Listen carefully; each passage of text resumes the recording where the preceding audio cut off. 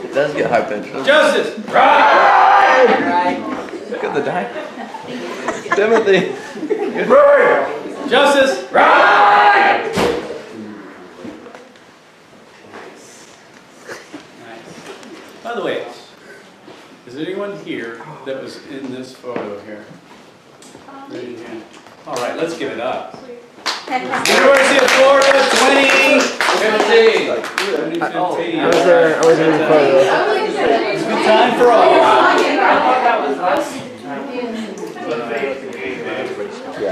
Justice. Right. All right. Thank you for joining me this evening for the 2018 Summer Justice Ride. Yay.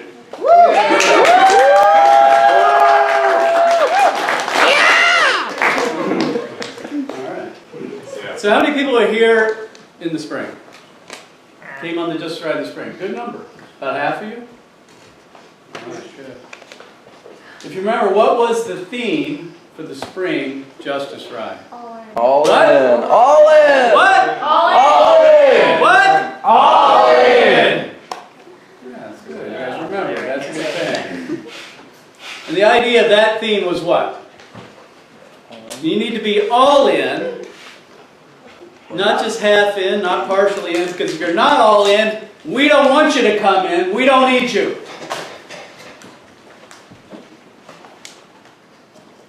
We want you to be all in. This issue, abortion, deserves us to be all in.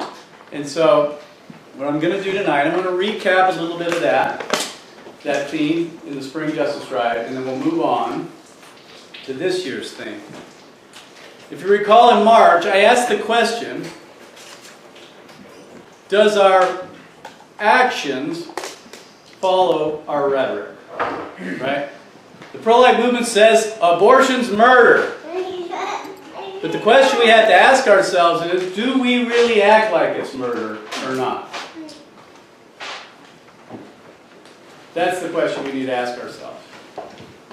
If abortion's murder, are the things that we're doing a good reaction or response to that, proportionately to it being murder or not? Is it all just hollow rhetoric? When we say abortion is murder, do we really believe that or do we not? Do we say that we're the fulfillment of the civil rights movement? Do we really believe that or not? When we say it's the justice ride and we pattern that off of the civil rights movement's freedom rides, do we really believe that or not? When we compare ourselves to those civil rights leaders who led the freedom rides, do we really believe that or not? That's the question I have for you today. Do we act like abortion is really murder? Or is it just words? And the question also is, what does Christianity look like in a nation that kills its children? What should our churches look like? What should our pastors be preaching on? In a nation that kills its own children. Should it look like it looks right now? I would say no. And beyond that, as a Christian, individually, each of us, do we behave as if we live in a nation that kills its children? Do we conduct ourselves day in and day out as if it's really happening that children are being butchered every single day in our abortion mills or not? And I submit to you, the answer is generally no. I'm hoping by the end of my speech or my talk tonight that you're going to adopt a position that if abortion is murder, that we're going to act like it. And we're going to live differently. We're going to conduct ourselves differently. We're going to behave differently in a nation that kills its children. So, in spring, I talked about these two cities, Parkland, Florida, Westerville, Ohio. Remember that? We all know what happened in Parkland, Florida, several months ago. Guy went in with an automatic weapon, mowed down 17 students in a high school, and it was national news. We also know what happened in Westerville, Ohio. 2 police officers, in response to a 911 call, domestic abuse call, went in and were basically ambushed. Ended up giving their lives. And so I talked about those 2 cities, a tale of 2 cities, and in many respects a tale of 2 different responses to injustice. Parkland, Florida. Young man goes in, starts mowing down his fellow students. The police are called. We know the story, right? Scott Peterson was the head of the department or what have you, and 4 men, rather than going in and defending those students, stood down. And they cowered behind the police car until the shooting ended. Westerville, Ohio, very different. Call was made, 911 call, the 2 police officers went in and gave their lives. And I asked this question, what's the difference between these 2 cities? What's the difference between these 2 police departments? What's the difference between these men? Ones who were willing to go in because they were all in, versus those who were unwilling to go in because they weren't. What's the difference? We understand that police officers are trained for this very moment, whether it be Parkland, Florida, or whether it be Westerville, Ohio. That very situation, they spend their entire careers learning on how to respond properly to those type of events. They were trained to do it. They knew what to do. They had an opportunity to use their training, but in the Parkland case, they didn't go in. In the Parkland case, when faced with the decision to defend human life, they didn't go in. When listening to the gunshots as they were going off inside the high school, instead of going in, they cowered behind their police car. And they heard the screams of the students, and they didn't go in. What's the difference?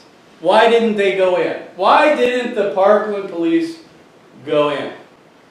And what would you have done if you were trained for this very moment? Would you have gone in, knowing that you may not come out alive?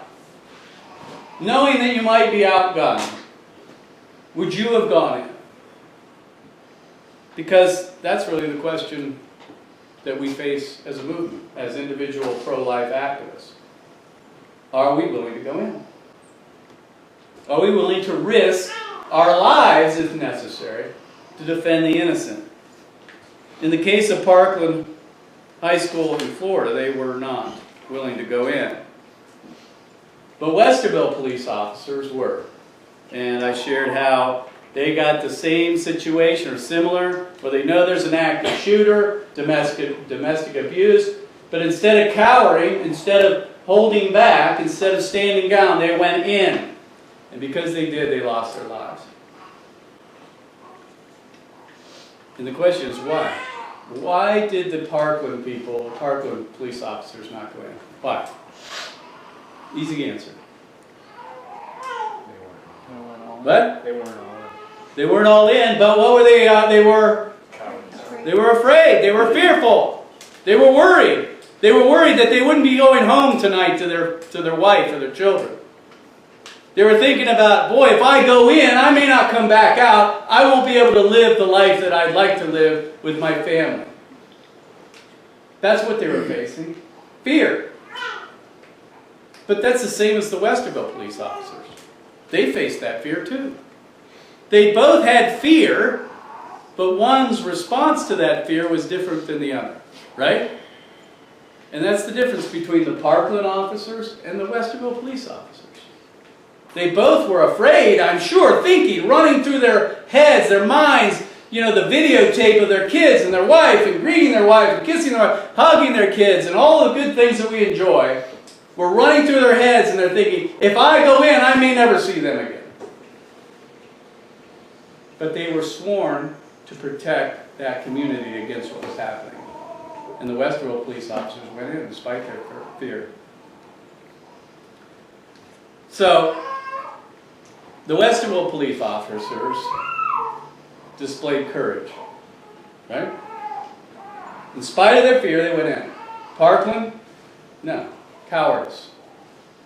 And see, when we face fear, the question is, what are we going to do? What are we going to do? And this will apply to what you guys even did today and will be doing this week. See, fear is not the, courage is not the absence of fear. Okay? It's not that the Westville police officers didn't fear. It was the absence of fear.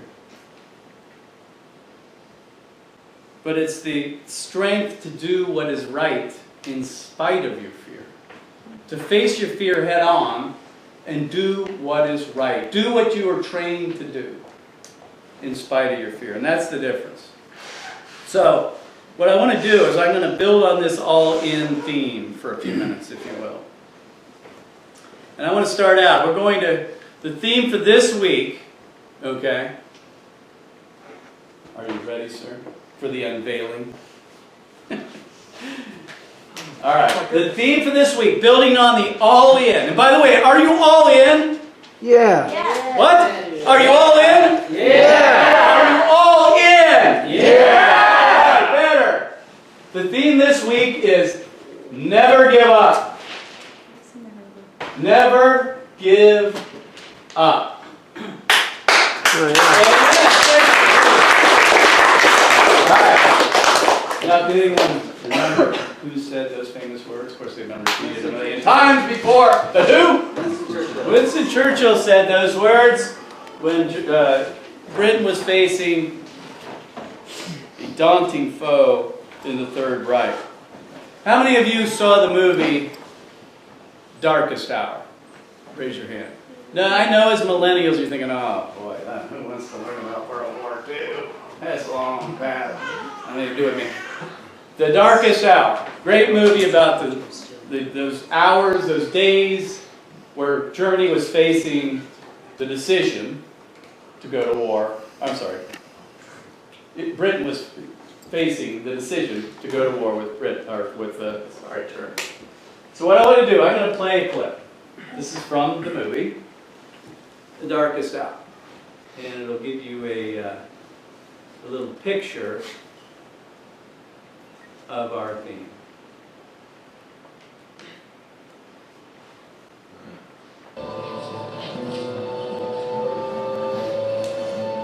Turning once again to the question of the invasion, if necessary, for years, if necessary, alone, we shall not flag or fail. We shall go on to the end.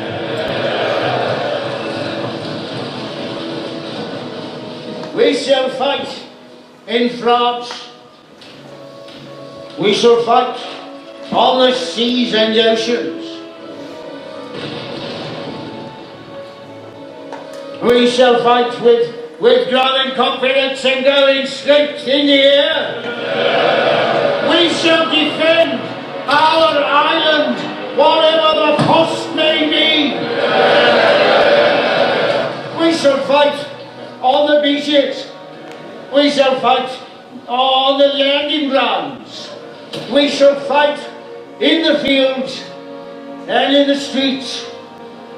We shall fight in the hills. We shall never surrender.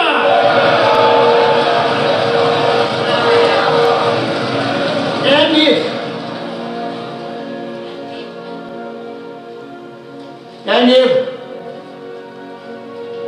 which I do not for a moment believe, this island or large part of it were subjugated and starving, then our empire, we're on the seas, armed and guarded by the British fleet, would carry on the struggle until in God's good time, the new world, with all its power and might, steps forth to the rescue and the liberation of the old.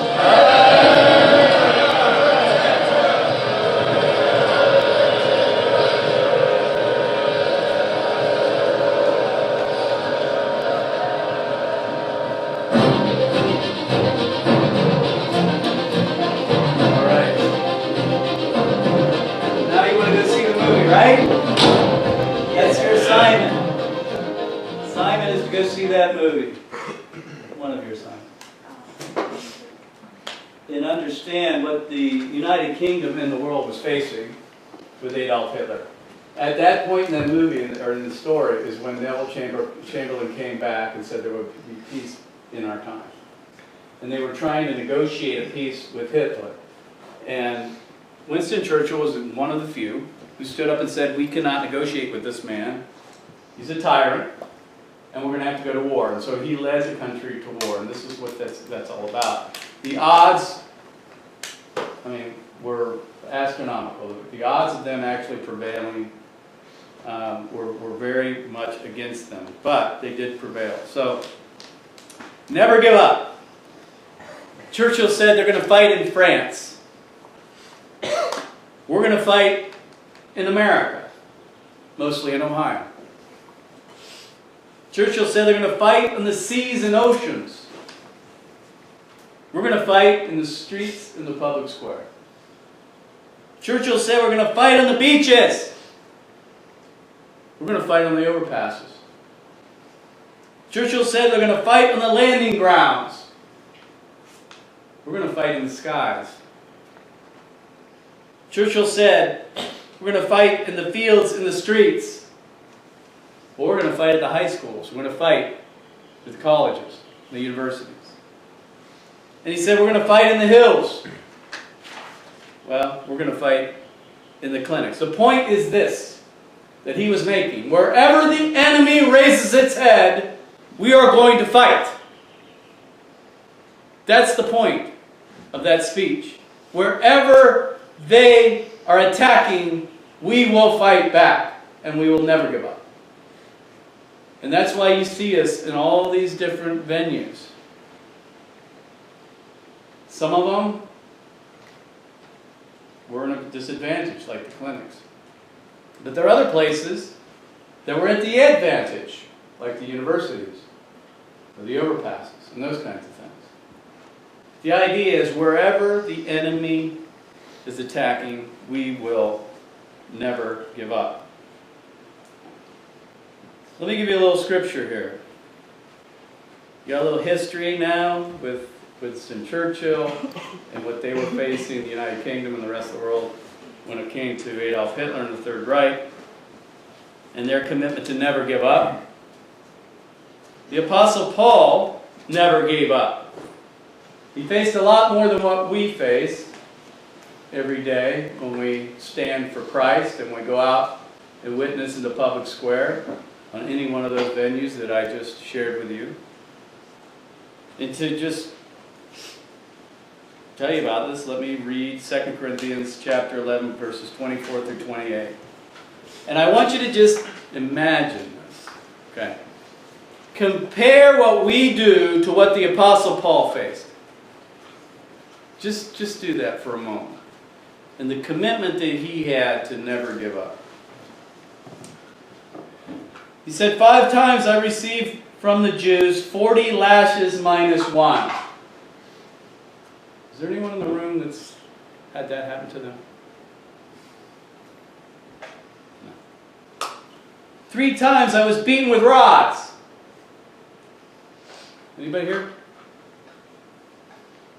No? Once I was pelted with stones. I think we had some food thrown at us, maybe. Eggs. 3 times I was shipwrecked. I spent a night and a day in the open sea. Probably hasn't happened. I've been constantly on the move. I've been in danger from rivers, dangers from bandits, in dangers from my fellow Jews, in danger from Gentiles, in danger in the city, in danger in the country, in danger at sea, in danger from false believers. I have labored and toiled and have often gone without sleep. Well, you might say that one applies from last night. Maybe some of this week. I have known hunger and thirst and have often gone without food. And I've been cold and naked. Besides everything else, I face daily the pressure of my concern for all the churches. That's a man. that never gave up. And the thing that pressed on him the most, it wasn't all this persecution, the physical harm. It was the pressure, the concern for the churches.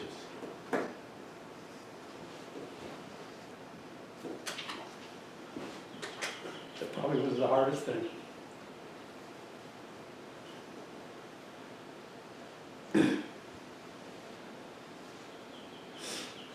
Because Paul, excuse me, the advancement of the gospel was everything to him.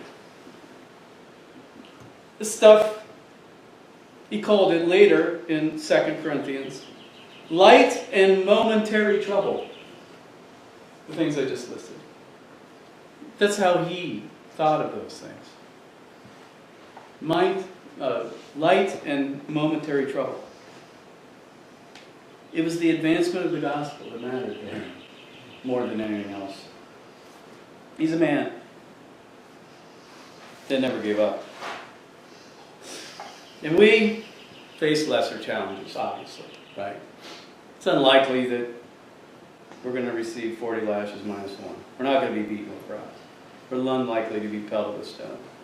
Shipwreck, well, we don't even go in boats, so who knows? Danger, yeah, possible. But we're likely not going to face many of these things. Yet, the things we face sometimes is enough for people to give up. What do we face? Someone calling us a nasty name, giving us a middle digit. Friends might not like you. Think you're kind of weird. Your reputation takes a hit. Right? You won't live a normal life, whatever that means. Normal life. If this is normal, I don't want anything to do with it. If this is normal, what's happening in America right now, count me out. And I hope you guys don't want to be part of that either. But that's what we give up. A normal life. Lately, we've seen some victories and some losses. Just recently, there's some good things happening, obviously. Just a couple weeks ago, our president defunded Planned Parenthood to the tune of up to maybe $100 million. That will hurt them. Will it cripple them for good? No. No. But it will hurt them. It's a good thing. Now, I was talking to Mike earlier. The most vocal pro-life leader in America is Donald Trump. Think about that. I'm thankful for him. I'm thankful for the guy. But think about that. If that doesn't speak to the vacuum of pro-life leadership in the church, or just prophetic leadership from our spiritual leaders in America, I don't know what does.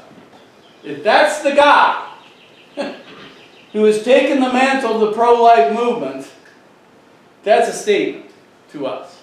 Now, I'm thankful for what he's done, don't get me wrong, and he has brought about some victories, and I think there'll be more. On our level, our outreach numbers are through the roof.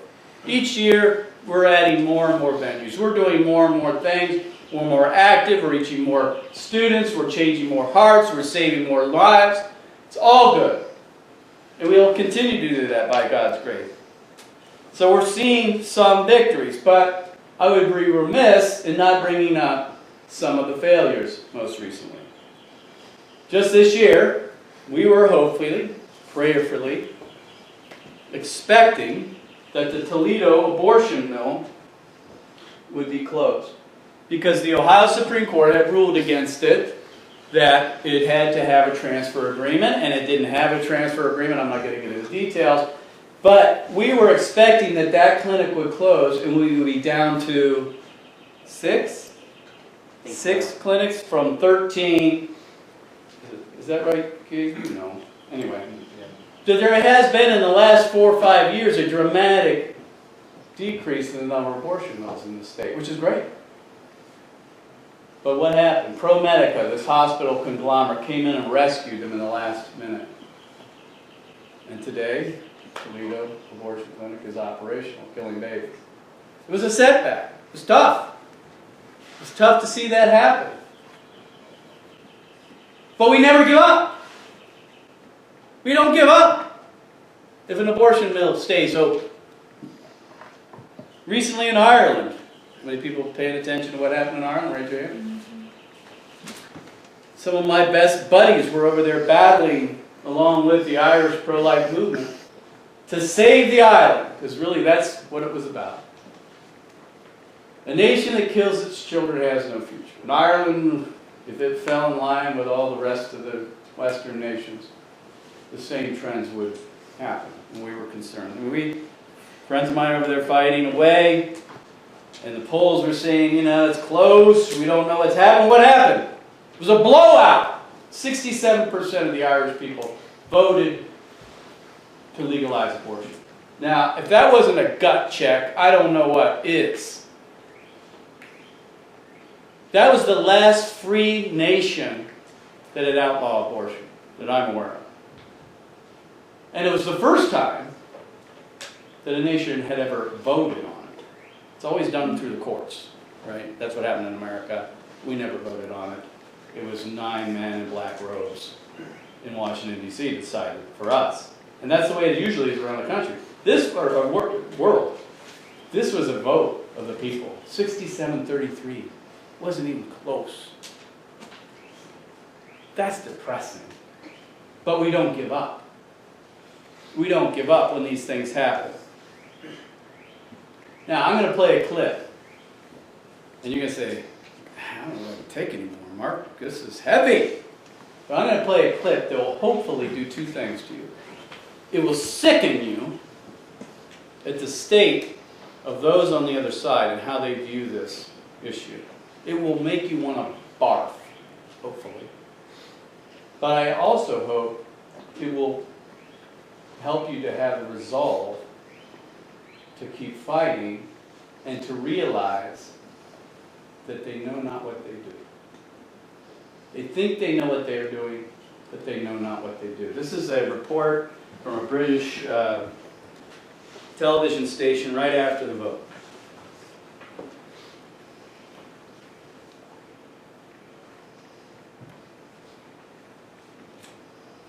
Oops. The second one, Mark. What's that? Recent files is the second one. You go up. Below darkest hour.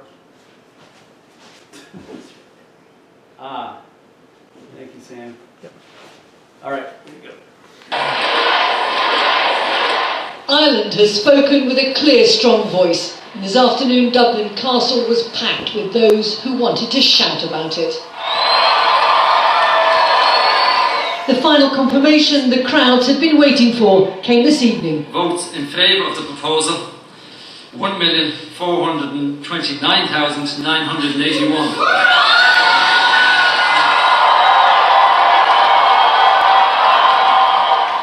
The referendum had drawn the biggest youth vote in Irish history. The Irish Taoiseach, whose backed reform, said today's vote signalled a quiet revolution. I said this was a once-in-a-generation vote, but I believe we have voted today for the next generation. We voted to look reality in the eye, and we did not blink. And we voted to provide compassion where there was once a cold shoulder. For many young women here, this was their victory after a campaign centred on equal rights. It just means the world. We're like elated today. We don't know what to say, like we're so emotional, like oh my god, we're so shocked. Historical event for Ireland, huge, everybody feels it. Amongst those here to see history was a group of deaf campaigners. One had flown home from Sweden just to vote, joining her sister. They spoke through a friend. I feel like it was unexpected, and I feel like I didn't expect there to be so much of a margin between it. It's very emotional. It's very emotional. But we are a country, it's a progressive, we're changing, we're becoming more equal, there's a lot more equality between us, there's a lot less oppression. The count revealed that more than 2 million voted and that only one constituency, Donegal, voted no. And the turnout was high, more than 2 million, with 1 in 3 voting yes. But amid all the celebrations, there was time too to remember those whose suffering brought Ireland to this crossroads.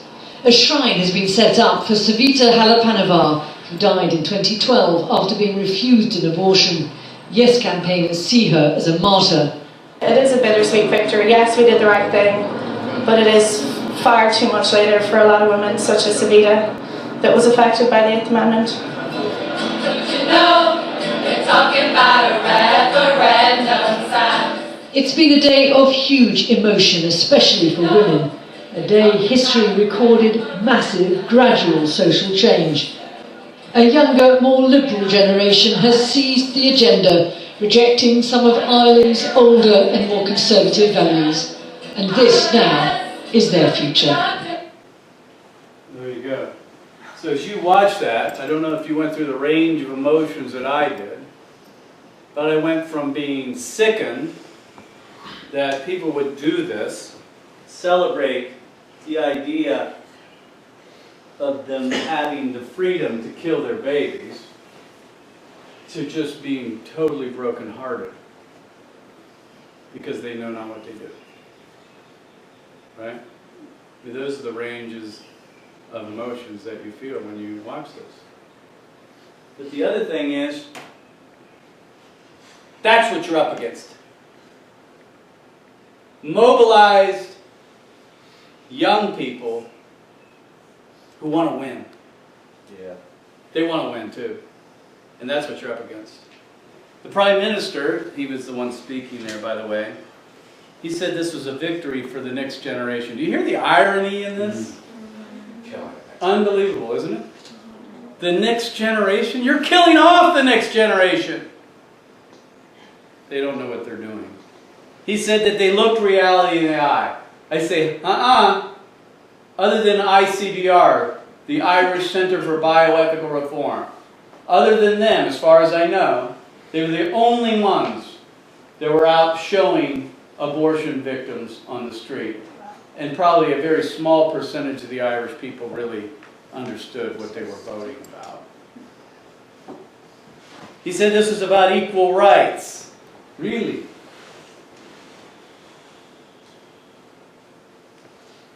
Believe that? Equal rights for whom? Obviously not the unborn. Like I say, they don't know what to do, but that's what we're up against. And is this where America's at? I mean, it's hard to know. We see polls here and there and everywhere, but I venture to guess if there was a vote in America, it would land very much close to that vote. And that's what we're up against. But we never give up. We never give up. See, Harriet Beecher Stowe said, "Never give up, for that is just the place in the time where the tide will turn." See, right when you're ready to give up is when you don't give up, because that's when the tide can turn. It's when our back is up against the wall, when the tide can turn, because we won't give up. It's at the end of the race. How many people were runners at any time in their life? Whether sprints or, endurance running. You know all about this, right? It's at the end of the race that the victor is claimed. It's the one with the kick, they used to call it when I was running in middle school. Towards the end of the race, it was that last 100 yards or what have you, where you had to be able to put it into high gear, and that was the difference between you and your competitors. It was at the end. And you never give up when you're running. It's the end of the game, whether it be any sport, you can name it. Obviously, I've been following the NBA finals. But it's at the end of the game that the guy steps up and makes that crucial shot. It's the hero who says, "I live for these moments." Those are the ones that make the shot at the end of the game. They want the ball in their hand because they think they can win it. And that's the way we should be too. We want the ball in our hand late in the game. It's the buzzer beater, right? Play the whole game and then at the end, boom, make the shot. It's the end of the battle where the victors are crowned. And see, here's the deal. A lot of people think we can outwork our opponents. We can work hard, we should. I got news for you. We're not going to outwork them. We're not going to outwork them. That's not how we're going to win. We'll win because we outlast them. It's unlikely we're going to outwork them. They got the money. They got the institutions of power. They got the levers of government. We don't have that. They got the manpower. We don't have that. What we have is that we'll never give up and that we can outlast them and just wear them down by endurance. That's why we need you folks. I know you're early in your development and all of what you're doing in your life and ministry and what you're going to be doing as a career and all of that. But this is the time when you have to make the decision that I'll never give up. In my entire life, I will never give up. And every night when you put your head on your pillow and you go to sleep, I hope you say to yourself, did I give it all I had today? Was I all in? I hope you think that way every time you go to bed. You should. In a nation that kills its children, that's how we should behave. So,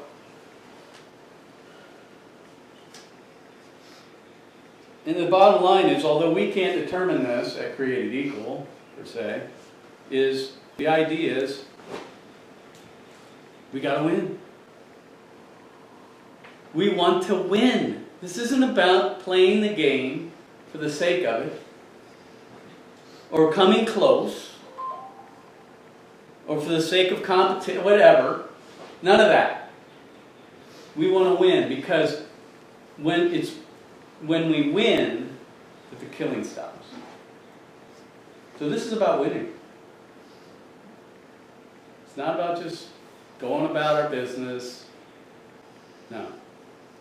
Now our part, obviously, is somewhat small and all that, but that should be our goal, because winning is how the killing stops. Now, as a little bit of to end this up, I'm going to ask you to participate in a little bit of audience participation. All right? So I want you all to stand up. I'm going to ask you a couple questions. All right? And I'm going to ask you what you're going to do. Now, if you don't believe this, don't say it. I'm not going to be impressed. The Lord knows your heart. Your peers, they'll forget either way. But if you feel this way, I want you to say these words. When I ask the question, I want you to say loudly, I'll never give up. Okay? All right, I'll lead you in this. When the babies are being ignored, I'll never give up. What? I'll never give up. What? I'll never give up. Better. When fellow pro-lifers persecute me and malign me unfairly, I'll never give up. What? I'll never give up. Right. When we face the 50th year of abortion in America, I'll never give up. I'll never give up. if a poll were taken and 90% of the American people supported abortion, I'll never give up. I'll never give up. if 75 years pass of legal abortion, by the way, that's about 25 years from now. Some of you guys will be 40-ish, 50, right? 75th year of Roe v. Wade. hopefully, many of you will be alive in not 75 years, but 75 years of Roe. In 25 years from now, you're going to be alive. At the 75th anniversary, God forbid that there is one, of Roe versus Wade in legal abortion, what will you do? Never give up. I can't hear you. I can't hear you. Right. The 100th year, if you live to be so old, of legal abortion and the anniversary of Roe versus Wade, God forbid we ever meet that day. What will you do? I'll never give up. Again. I'll never give up. All right. See, here's why. You can sit down. Why won't we ever give up? Because the stakes are too high. Simple as that. Stakes are too high. Your children, my children's children, our nation, the world is on the line. I'm not overstating that. Is on the line, and it will be determined, the fate of that, winning or losing, will be determined in some part by your decision to never give up. That's what it comes down to. You can't look around, say, I'm going to leave this for somebody else. It's up to you. It's up to you. Because it's about future generations of Americans. And we can never give up. Now, let me leave you with this. You're not on your own. I hope you understand. As Christian believers, we're not on our own. This isn't just about us. We're not going to do this because we're smarter, necessarily. Or we have some great ideas or methods or tactics or strategies. All those things are important. But we're not alone. Right? Jesus said, I came to overcome the world. Now, if you're burdened about this stuff, just think how he's burdened about this stuff. He sees every single baby. We don't see that. Every single baby that's dismembered, disemboweled, decapitated. Jesus sees every one, yet he said, I have overcome the world. He's with us, right? 1 John says this, the reason the Son of God appeared was to destroy the devil's work. One thing's for sure, eventually this is going to end. One way or the other. It's going to either end by God intervening in some way that who knows, or by his people rising up, discipling the nations, and raising up battle warriors like yourself that'll take it to the streets and change hearts and minds and win this. So, there's an old saying that says, the darkest hour is right before the dawn. We know that when we wake up in the morning, right? It's dark, and that's the darkest point of the night until the dawn comes. We're in dark days, folks. I mean, I'm not going to tell you anything different. If you know me well enough, I shoot straight. It's the way I see it. Now, I might be jaded a little bit and cynical in some ways because of my personality and what. But I'm not going to blow smoke. And a lot of our movement, that's what they do. We're winning, they say. Is this winning? If this is winning, I don't want any part of it. It's time to step up. So, this week you got an opportunity. Right?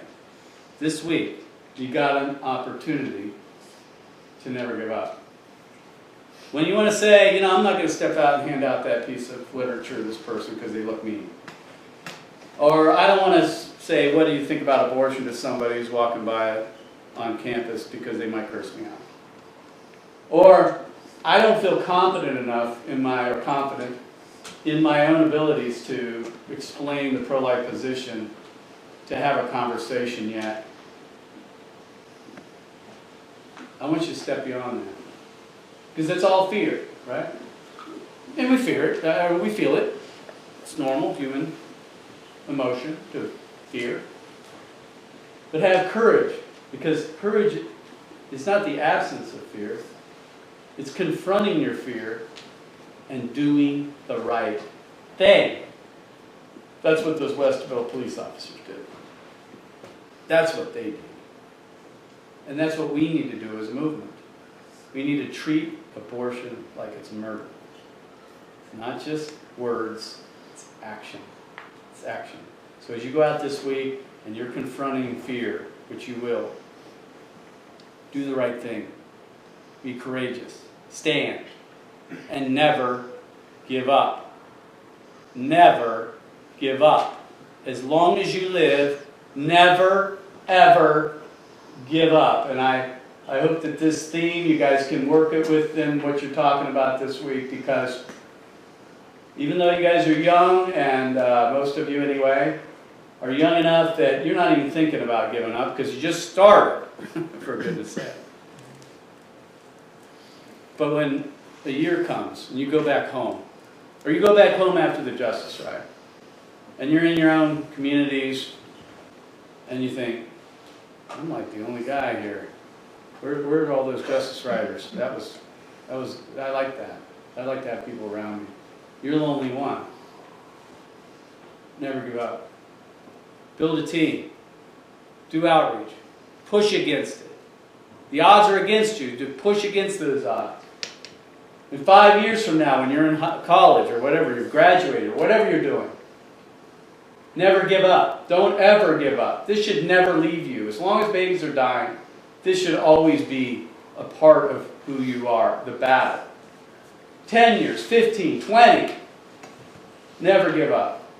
Until your dying day, until you breathe your last, never, ever give up. Just this week, try a couple things. Confront your fear, do the right thing, have courage, and never give up. Thanks, have a good week. God bless you all.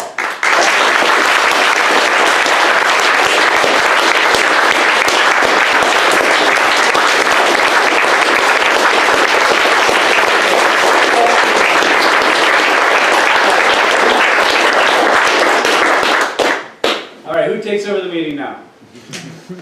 All right. All right.